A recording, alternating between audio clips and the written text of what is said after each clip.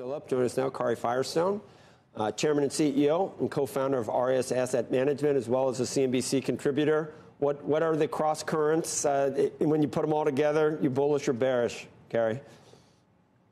Well, I think it's a reasonably optimistic scenario. If you look at where we've gone with interest rates, we've had lots of raises. We know the Fed is most of the way through.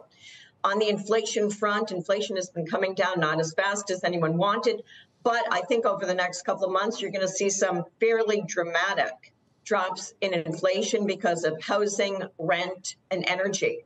The market understands that earnings for this past quarter, are not going to be great. I don't think expectations are high.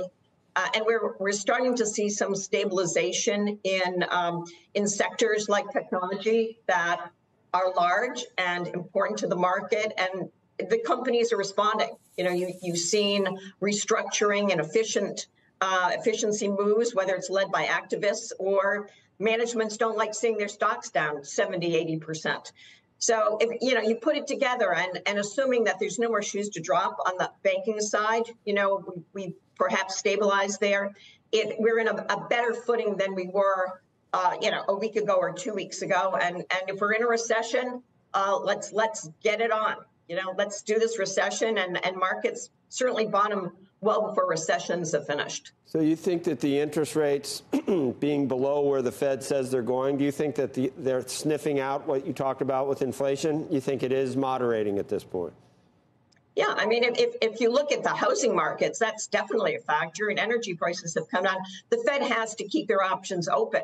They can't say we're done. They have to say, we're vigilant and we're going to be data-driven. They give you all the sound bites, which are necessary. But if we get to another month or two, they're not going to do anything right until May. So we're going to have more data about inflation. And depending on that, they can change their mind. No one is going to fault them if they say, we've seen a lot of improvement, we're going to be on pause right now. And they've already warned that there might be a 25% increase next time. So we'll see what happens, but it's certainly less than what we've been through already.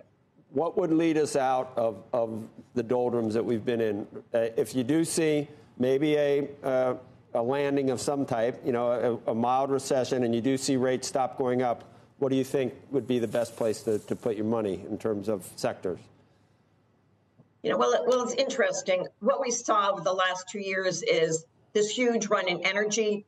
We would be suspicious of owning more energy right now just because of that dramatic move. Technology has been, in the doghouse for 18 months, and it's still an important growing segment of the economy. And you know that those balance sheets are strong. They're going to grow their earnings, even if they're modest compared to the last few years, but at least we've got market multiples for most of the big tech names and a desire to show some improvement in margins. So I think those large tech stocks can continue to move higher. I've heard that people say they're overpriced, but Meta is still at market or below market multiple, as is Google, Apple in the low 20s. I mean, it's still one of the greatest companies that's ever been created. So if you get the balance sheet and growth cash flow, I don't. We got 10 seconds. 7. Yeah, 7.